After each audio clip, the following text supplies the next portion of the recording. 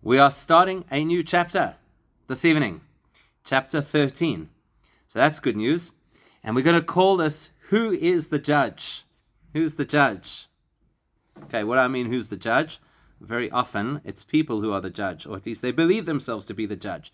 Somebody's going to judge you, somebody's going to judge them. That's often how people interpret the idea of being the judge. So, we're going to look at the judge from a slightly different perspective. We're going to look at the judge as who judges our decisions in life. That's, in other words, we're talking over here about the internal judge. I'm going to grab a Tanya from the shelf before you sit, easy. So, so who gets to weigh in, who gets to decide how we behave? That's the judge that we're going to be speaking about today, the so-called internal judge.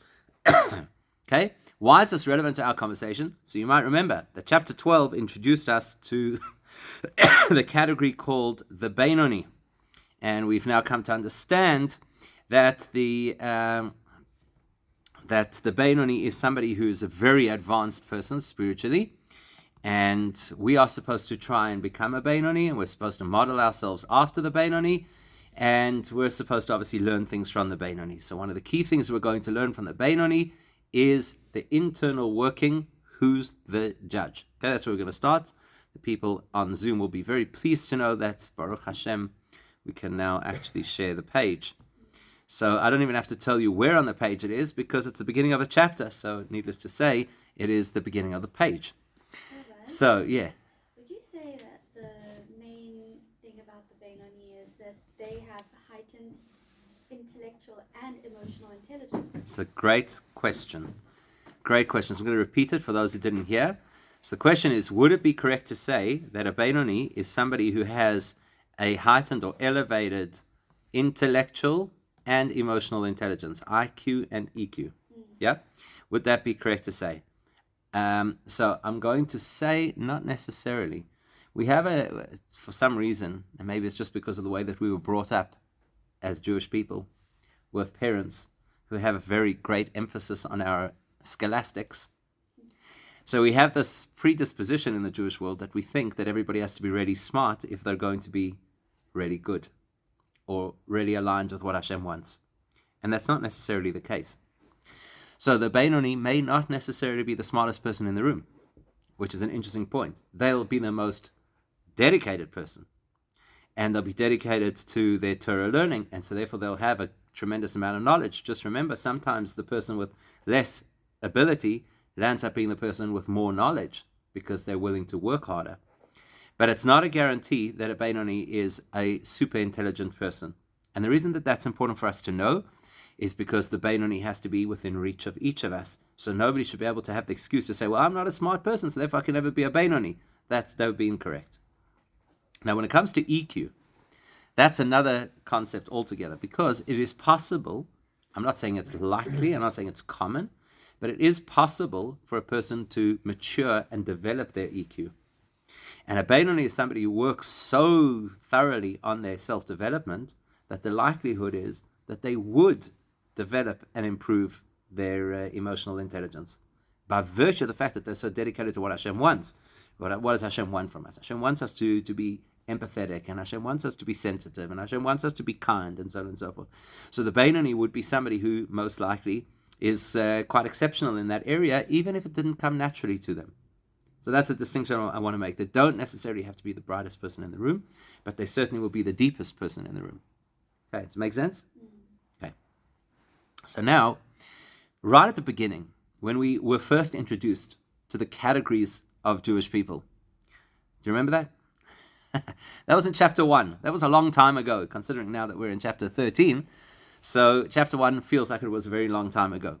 But in chapter 1, we quoted a Gemara, and that Gemara actually launched our conversation about the various spiritual statuses that we could have as Jewish people.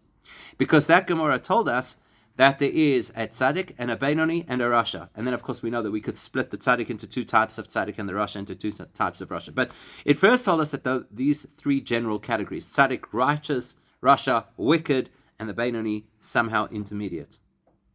And so the question was, well, how do you know the difference? So the Gemara that we quoted right at the beginning in chapter 1 said the following. It's a question of who's the judge. Who's the judge? Or maybe we should modify it to say, who's your judge? That's probably more the question. Not who's the judge, who's your judge. So this is what the Gemara said.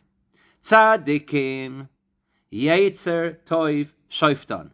In the world, in the mind, in the experience of the tzaddik, of the righteous individual, the positive inclination is the judge. Yetzer Toiv, the positive inclination, Shoftan, judges them.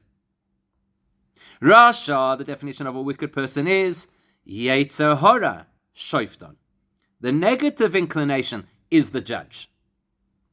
Beinonim, those people who are the so-called intermediate people, who we have now learned are not somewhere stuck in the middle, but rather are people of a highly developed spiritual state, they, ze veze shoftan. Both the Yetzer Tov and the Yetzer Hora are the judge in their lives. That's the first thing we're going to be analyzing in this chapter. What does that mean to have two judges in our lives, or in the Beinoni's life, as opposed to the person who's a tzaddik, who has a single judge, a positive judge, and the Rasha, who has a single judge, a negative judge? What does it mean to have two judges in our lives? So that is our question for this evening. Who is the judge? So my question to you is, before we could answer who is the judge, let's ask a different question. What is a judge? In other words, what is the role and the position and the responsibility of a judge? Let's throw it out there.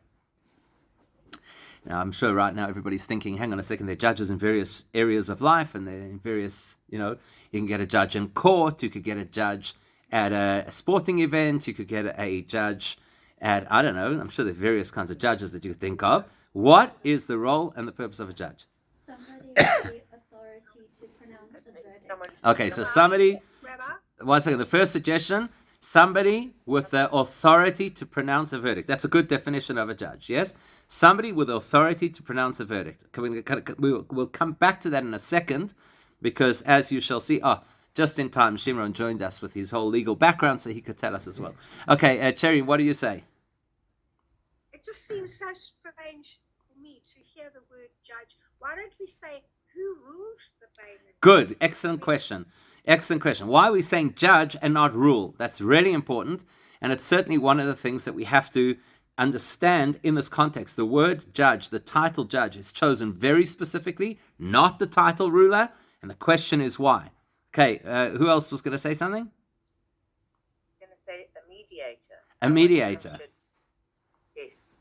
Okay, so a judge could play the role of mediator. The question is, if somebody is a tzaddik and they have their Yetzer Tov, their positive attribute that is the judge, is that a mediator or is that an authority? So it's an interesting question. Gary's saying to reach the truth with evidence at hand and judge accordingly. Okay, so that's similar, to be able to reach a verdict and to keep order in society. That's the responsibility of a judge, to keep order in society. So now this is exactly why we've done this exercise, because if we're going to learn this chapter about who's the judge, what we really need to start with is, how do judges work in the Torah? Because everything that everybody has suggested is by and large with the perception of how secular courts work. In other words, in a secular court, except to say that it's to keep order in society, because that would apply obviously in all court systems. But in the secular court system, it is possible to have a verdict from a single judge. Go to a small claims court, that's exactly how it is. Even if you go to the high court, at the end of the day, there'll be an individual judge. We're not going to get into the jury system, which we do not have in this country, and how that plays a role. But the concept is that the judge is seen effectively as the highest legal authority in the particular case. And so therefore the judge is the one who hears all the evidence and analyzes and then gives the verdict or the conviction or whatever the case might be. Okay. How does it work in Judaism? How do judges work in Judaism? So it's important for us to know. What's that? You have to have three judges. There is no such concept in Judaism as a single judge. Doesn't happen. the famous Mishnah in Pirkei Avos in Ethics of the Fathers that says, Al tehi don yechidi, that you should not judge.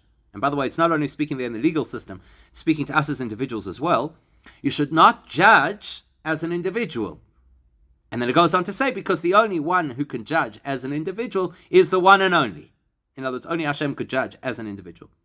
So in our legal system, there are a minimum of 3 judges. In order to convene a court, it's a minimum of 3 judges. It's a fascinating principle, because effectively that says that if I want to go to the small claims court and I want to say, you owe me money, and we need somebody to rule on that, we're not talking about a mediation. Anybody can agree to a mediation, arbitration, whatever, that you can agree to.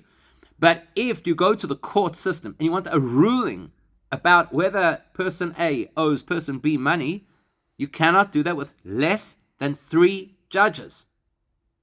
If you have a criminal case that could incur either corporal or capital punishment, 3 judges is not enough. Now you've got to extend the court. For capital punishment, you have to have 23 judges minimum for a capital case. It's a whole different legal system. Okay, so the purpose of our shir over here is not to examine the legal system in Judaism and not to speak about the value of having such a heavy bench of judges. We're talking specifically about, so how does the court system work, and why is the magical number 3 or more? 3 or 23 or 71? What's the significance of those particular numbers? So what we have to know is that the principle in Judaism is, in order to have a court, you have to have the ability for a majority view. If you don't have the capacity for a majority view between the judges, that is not a court. So that's why the minimum is 3, because then you have to have 2 people agreeing on either a guilty or an innocent verdict, and the third judge who may disagree, we can override them with the majority rule. By the way, parenthetically, if it is a criminal case and there is an absolute verdict of guilty, we reject the verdict. Because in a criminal case, you have to have at least one person speaking up in defense of the accused.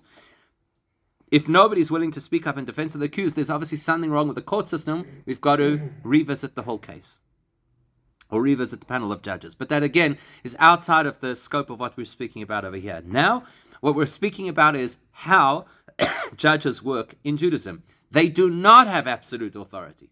There's no concept of the judge who presides over the case and then, with a power invested in them, decides that this person has to pay the money or not pay the money, or is guilty or innocent. There has to be a conversation, there has to be an analysis, and then there has to be some degree of consensus. And you can only rule with consensus.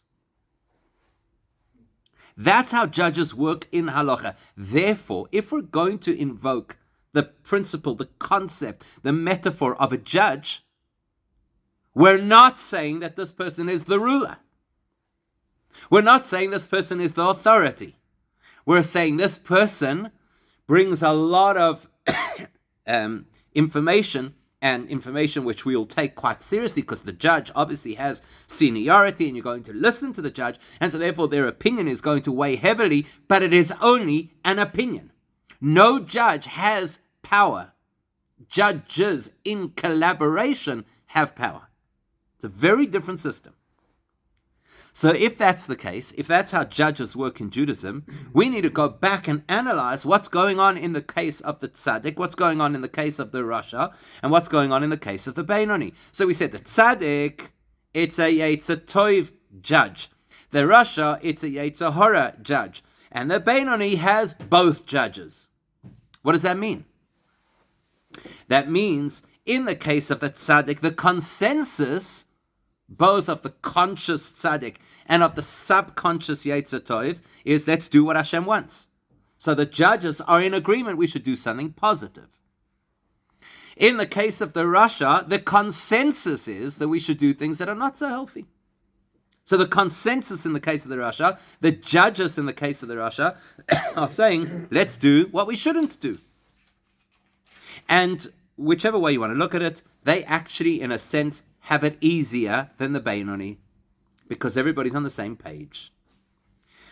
The Beinoni's challenge is ze veze shofton. It's hearing both voices, and both of those voices are even in a sense compelling. Meaning, there's the voice that says, do what Hashem says, and there's the voice that says, do what you enjoy. And the Beinoni is, so to speak, caught in between the two of them. That's what it means, ze veze shofton. Nobody is calling the shots, and that's really important because in Judaism we don't use this line of, the devil made me do it.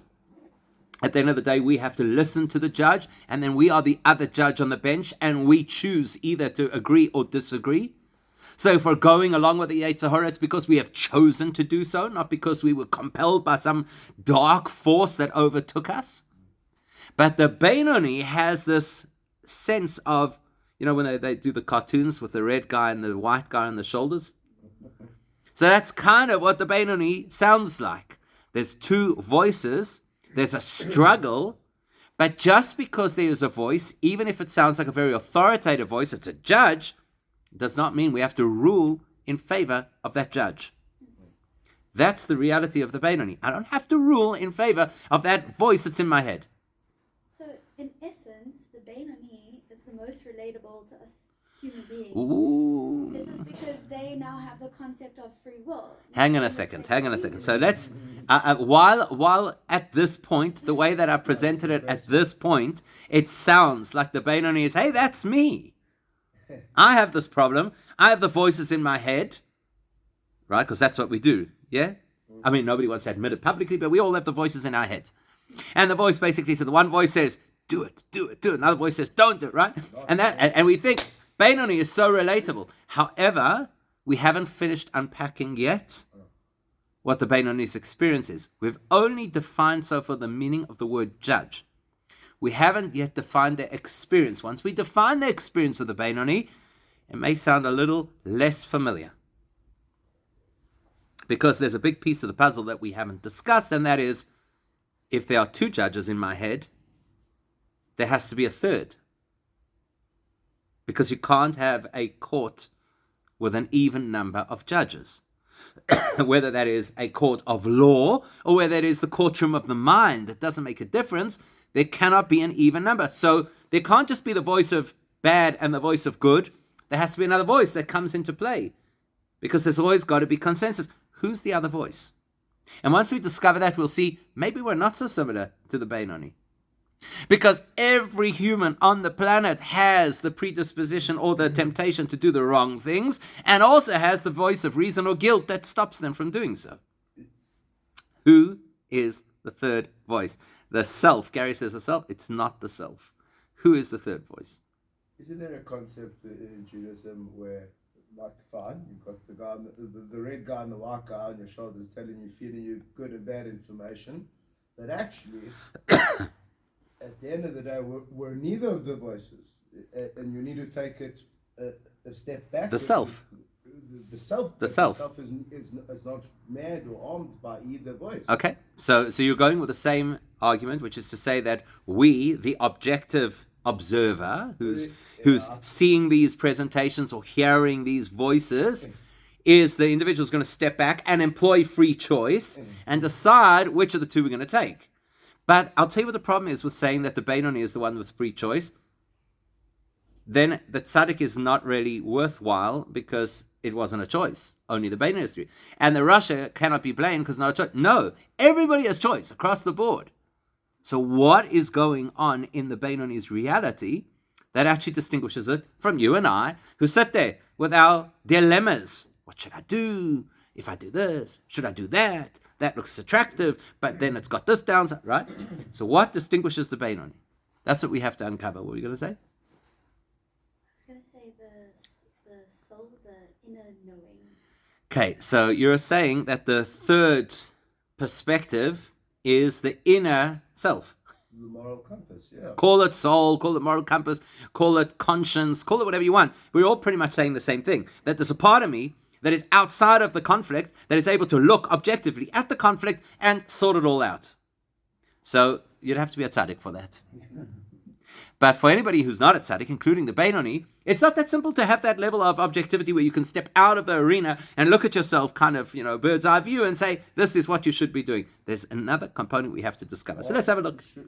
Surely challenges or your experiences, the situations that you would be put into, if you're a Beinoni, a tzaddik, a rash, or whatever you are, you're going to have different challenges in your life. Yes, so you're going to have different challenges, absolutely. Would be different. So therefore, your realities or the way you would deal with them, or even those situations. So hang on. So what you're basically saying is whatever brought you to this point, right? Whatever brought you to this point, your challenges, your circumstances, your upbringing, your nurture, your friends, your are going to be what sways it when the particular dilemma arises. Sure. Okay, fair point. But maybe you're already defined. You already are either one. You don't become one or the other. Oh, so you're saying that we have a static position, we can't change our position?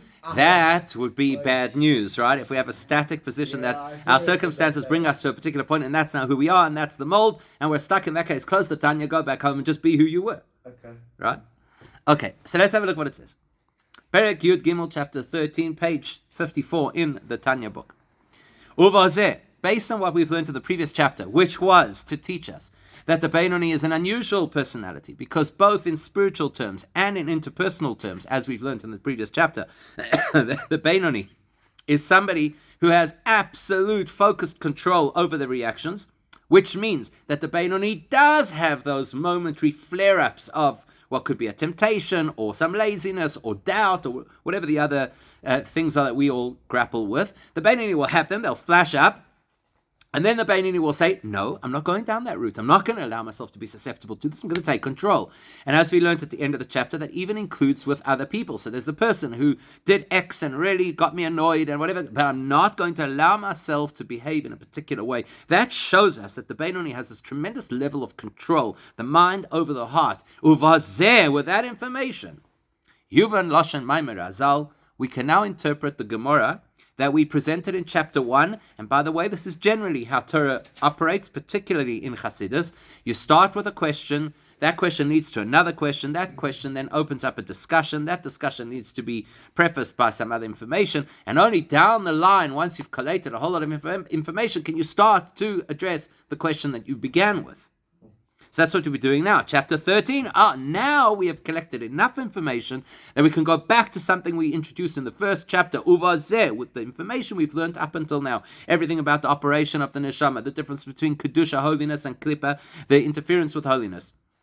The concept of what a tzaddik is, somebody who is completely rid of the Yetzer Hara. The concept of what a rasha is, which is somebody who is susceptible to the Yetzer Hara, even if it's only occasionally, versus the Beinoni. That's the person who sees the challenge and overwhelms the challenge and keeps aligned with what they want. Now we can understand, Maimer Azal, what our sages say, Beinonim, that the definition of the Beinoni is Zeh v'zeh shofton.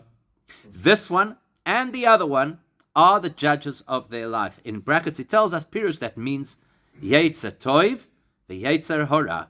That what is this one and that one? It's the good old Yetzer Hara, which everybody knows, unfortunately, right? The Yetzer Hara, the bad guy, red person on the shoulder, pitchfork, whatever, however you perceive him, the so-called evil inclination. And on the other hand, in the blue corner, you have the Yetzer Tov. You have what is called the good inclination. Okay? So the clue to understanding this is a verse in Tehillim, D'chsiv, because it is written in Tehillim, Ki ya'amoid limin evyoin, he will stand at the right side of the destitute man, lehoishia, to save him, mishoifte nafshoi, from the judges of his soul. Okay, let's look at that line again, and you'll see in a moment that Gary was correct about this. So, Ki Ya'amoy, he will stand, limin evyoin, to the right-hand side of the destitute person, lo hoishia, to save him, mi shoifte nafshoi, from the judges of his soul.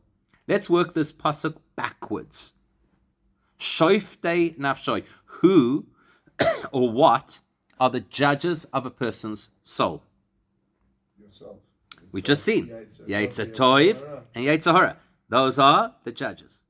So if a person is in a position where they are susceptible to both of the judges, in other words, they're not a tzaddik, because the tzaddik doesn't have any issues from the Yetzer Hara. Yetzer Hara is out of the picture. If he's an imperfect tzaddik, the Yetzer Hara is locked away and can never escape. If he's a perfect tzaddik, the Yetzer Hara is now on the team working in favor of what he's supposed to do. There is no threat of shoiftei, judges in the plural. So who needs to be saved from the judges of their soul?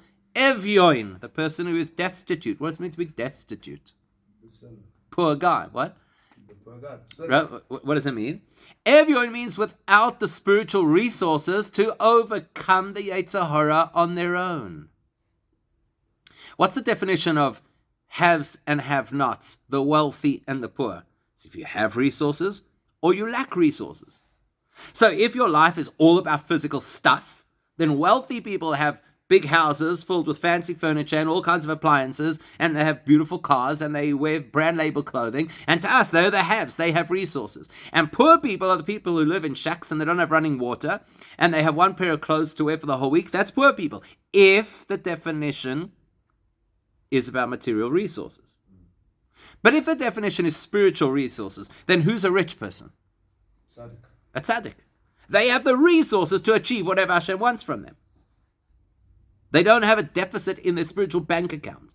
They've got everything they need to achieve whatever Hashem wants from them. What is the definition of a poor person in spiritual terms? I don't have all the resources I need. I'm lacking resources. In other words, I don't have the capacity to win this war on my own. We cannot do it alone if we're an Evyon. Therefore, we need support. Who's the support? Who's the pasuk talking about over here when it says, Ki ya'amoid, he will stand? Who's he? Who's going to stand at the right-hand side of this destitute person? Hashem. This verse is the encouragement to the Beinoni. You're worried about the fact that you still have a Yetzer Hara that is still consistently badgering you to do things that you should not do. And you've done your best, and you've fought the good fight, and you've stood up against it. But sometimes you feel, I'm getting a little bit tired. So Hashem will stand at your side, and he'll boost you, and he'll support you, and he'll help you that you don't give in. Okay? Still much more that we have to unpack over here. Ve'loi omru, our sages, when they describe the two forces that are at work in the consciousness of the Beinoni, they did not say ze veze moishlim chas v'shalom. They didn't, God forbid, suggest that the Yetzer Hara, like the Yetzer Tov, could be the authority or the ruler in the Beinoni's life. Remember, we're talking about a Beinoni, ze veze, this one and that one, shoftet. So it doesn't say ze veze moishlim, it doesn't say that either one of them could take control, because we've already learned in the previous chapter that the Beinoni's reality is that the Beinoni does never lose control to the Yetzer Hara. It's never hijacked by the Yetzer Hara to go off the deep end and do things that are spiritually unhealthy. That's never going to happen. So therefore the sages do not describe the Beinoni as having two potential controllers, two potential rulers. And just to reinforce what we've already learned before, Ki kesheyesh eize shlita umemshala liyetzer hara be'ir ketana. Because if there's even the smallest degree of control that the Yetzer Hara has over the so-called small city, remember in chapter 9, we defined the human being as this miniature city that is under attack from two kings who are each vying for control. So if the bad king, if the Yetzer Hara gets control, afilu l'shah kala, even for the briefest of time, nikra rasha ba'isa shah, that person would now be considered a rasha, not a Beinoni. So the definition of a Beinoni is they never lose control. So if they never lose control, you can never say that the Yetzer Hara has authority, has power in their lives. The Yetzer Hara is just a pain in the neck. It's always there, and it's always badgering, and it's always suggesting, and it's always enticing, and it's always recommending, and it's always tempting, but it actually has no power. And by the way, something that has no power over us, but can consistently irritate us, can be as debilitating as something that has power. In other words, let's put it this way. Imagine if you're sitting in shul. This is a very hypothetical scenario, okay? Not the fact that you're in shul. That's not the hypothetical part. Person is sitting in shul, and hypothetically, somebody else comes and sits next to them in shul and starts talking to them. Hypothetically. It never happens. Never happens. Not in any shul I've ever attended. Right? They start talking. So now, what happens? You have two choices. Either you remain focused on your davening, because that's what you're here for. So in other words, if I had to look at this objectively from the Torah's perspective, what should you be doing right now? You should be davening. It's very simple. Just keep davening. Keep doing what you were doing. Your other option is have the conversation. Have a schmooze. That's not endorsed by your rabbi, but it's an option. It's a valid option. There's a couple other options. Yeah, you could get up and walk out. You could deck the guy. I know, there's a whole lot of different things. Fine. But the bottom line is, for now, for our conversation, those are your two options. Either you're going to daven or you're going to join the conversation. If you join the conversation, you have succumbed, right? Because it's not what you're supposed to be doing now. You're supposed to be davening now. So if you're having the conversation, you have let your guard down. Something or someone else has taken control of the situation. Does that mean you're finished, done, kaput? No, that means in that moment, you have no control. Just for that. In that until you pull yourself back and refocus, you have relinquished control. What's your definition of Russia not? No, that's a Russia. There's the Russia right there. In that moment, this individual is a Russia. Considered a Russia. And That is a Russia, correct. We can jump between the two. Yes. In that moment, the person is a Russia. There's no question about it, because the definition of a Russia is I'm doing something Hashem would not currently approve of. So right now, what I'm doing, Hashem would not approve of. Right? If the ceiling opened up and God appeared here right now, and I'm supposed to be davening, and instead I'm discussing the sport with the guy next to me, Hashem's not going to say yes. He's not taking me up there. Okay, so that is that moment. That's the moment of being a Russia. What's your other option? You continue davening, continue, and the person next to you keeps badgering you. And they keep trying to get you into the conversation. That's debilitating.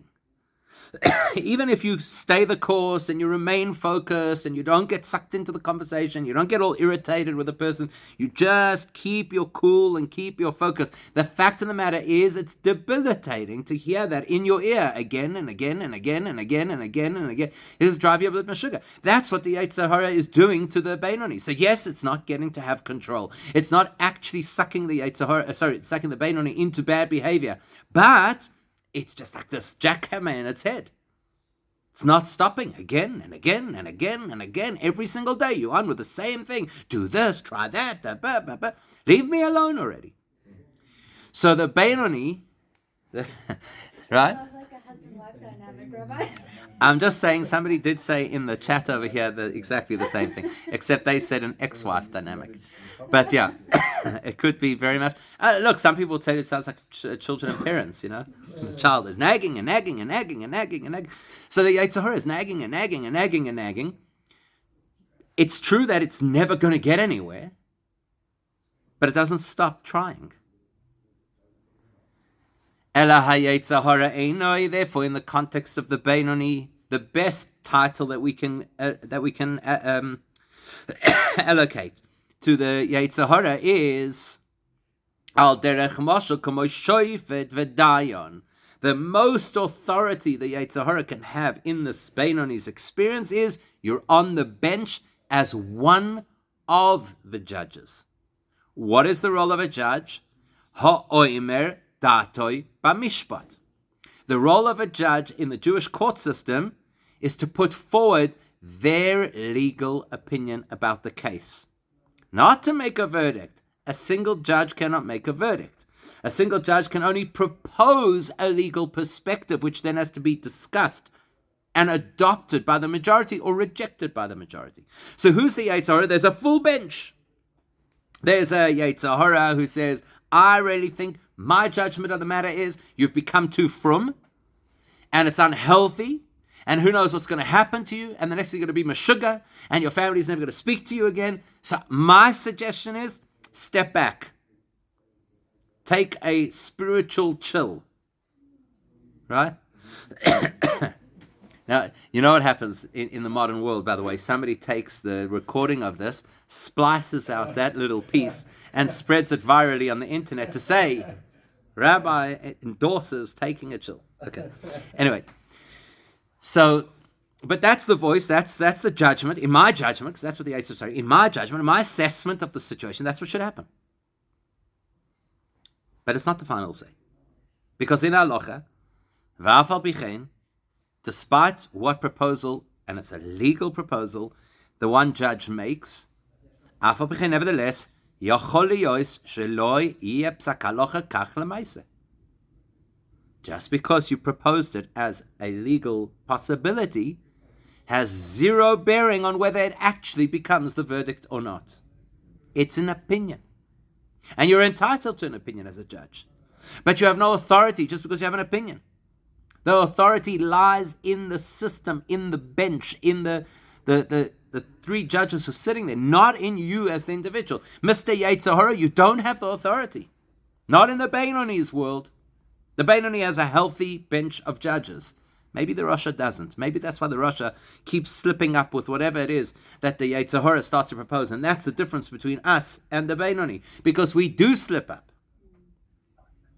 But the Beinoni has the kind of protection to ensure that they don't slip up. Okay, what's the protection?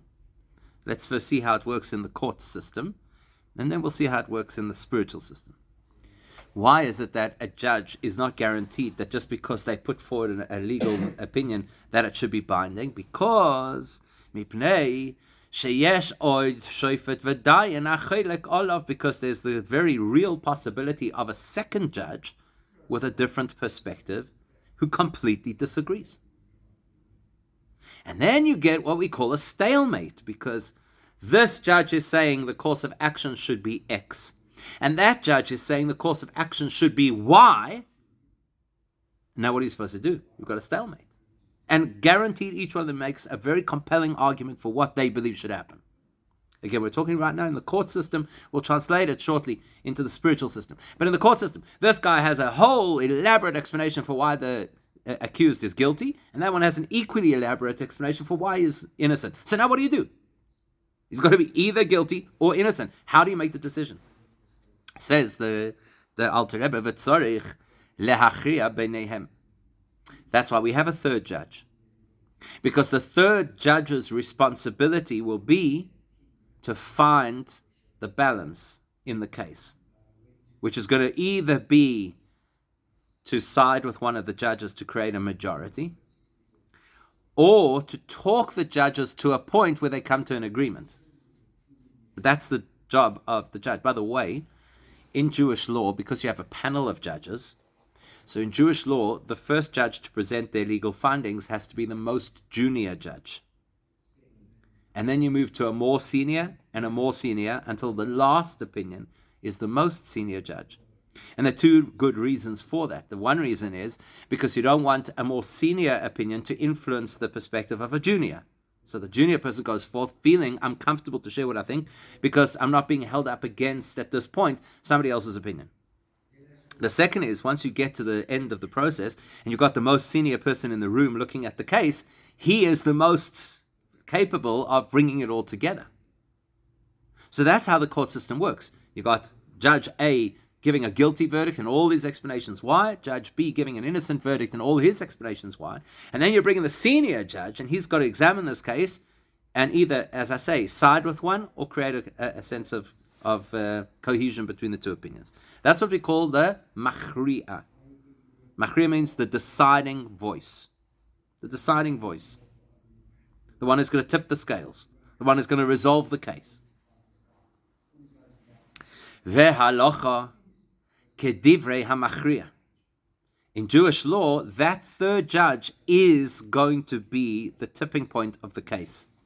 Because whatever that third judge decides will become binding. Think about it logically.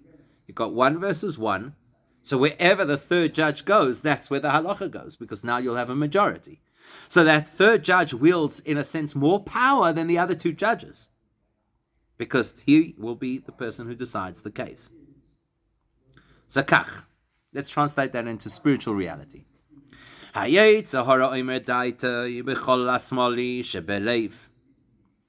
way that things work in the reality of the Beinoni is you've got the Yetzer Hara sharing their perspective on the case. The case is, should I talk in shul or not? The case is, should I go to the Tanya shir this week or take the week off? The case is, should I shout at somebody for the way they behaved, or should I speak to them in a constructive way, etc., etc., etc. So the Yetzer Hara puts forward its case first. Where does it sit on the bench? It sits in the heart, or as we said in chapter 9, specifically in the metaphoric left side of the heart, which is basically the more impulsive, more self-absorbed part of the emotional structure of a human being. That's where the Yetzer Hara puts forward its opinion, which is basically, what's in it for me? That's typically how the Yetzer Hara is going to speak. What's in it for me? I want to feel good. I want to have a good time. I don't necessarily want to get out of bed this morning to go to shul. Right? That's the attitude of the Yetzer Hara. But the Yetzer Hara presents its argument not as a rational argument, but as a sentimental argument. How do I feel? What's going to make me feel good? That's the Yetzer Hara's proposal. And then the next phase is, once the Yetzer Hara has designed its presentation, that floats up into the intellectual part of the human being for analysis. Okay, you made a suggestion. Now I've got to decide, is it a good suggestion? Is it in my interest, etc.? In the case of a Rasha, that is pretty much where very often, where the process ends. Oh yeah, great idea, let's do that. Because a Rasha tends to be quite an impulsive being. As much as we don't like to say that about ourselves, unfortunately that is very often the case. But in the Beinoni's case, umiyad, choylek olav hashofet hasheni. In the Beinoni's case, no sooner has the Yetzer Hara put forward their argument, the Yetzer Tov, which is the other judge, immediately counters that argument and says, no. Let me explain to you why that makes no sense. Shuhu hanefesh oilikis shebemoyach. And that Yetzer Tov is effectively an expression of the neshama, the godly soul, which lives primarily in the mind, which is able to assess things for their objective true value rather than just what does it feel like for me. And then that spreads into the feeling, the sentiment that goes with it, which is the sentiment of the so-called healthier side of the heart, the right side of the heart, which is the Yetzer Tov. It's just important to clarify what's just happened over here, because in the course of this conversation, what is actually done for us is illustrated what the difference is between the Yetzer Tov and the Nefesh Elokis, which people often get confused by. Yetzer Tov is the good inclination, and the Nefesh Elokis is the godly soul, and people usually just see them as completely, one and the same, and that's not the case. So he's just illustrated to us what the difference is. Yetzer is primarily a sense of emotion. So there's a Yetzer Tov, positive emotions, and there's a Yetzer Hara, negative emotions. And as we already learned in chapter 9, a negative emotion starts with impulse and then tries to rationalize its behavior. So it's, for example, you're walking through the shops and you see a particular thing, a beautiful handbag or a new gadget, and you say, I have to have that. Right? That's an emotional response. And then you rationalize afterwards. The reason I have to have it, because the one bag that I have is not so good anymore. Well, that gadget is going to make my life easier and I'll get to the minyan on time, whatever it is. Okay? Whereas the Yetzer Tov is a healthy, positive set of emotions, and healthy emotions are always generated first by something that is objectively meaningful. In other words, my mind appreciates the meaning. So the neshama precipitates a healthy emotion called the Yetzer Tov, whereas the Yetzer Hara, which is an unhealthy emotion, precipitates a poor rationalization. I hope that makes sense. Okay, we're a little bit out of time, so we have to come back to how the third judge works in all of this, because we've now described the fact that there are two judges, the one that gives an unhealthy proposal, the one that immediately responds with says, no way, and we have to do things in a much healthier way. And then we're going to have to see, well, what is the third judge? We said it's Hashem. That's a very generic concept. We've got to explain how it works. We've already seen the verse that says Hashem stands at the side of the Beinoni to support him, but we have to understand what that really, really means. So please God, we'll continue that next week.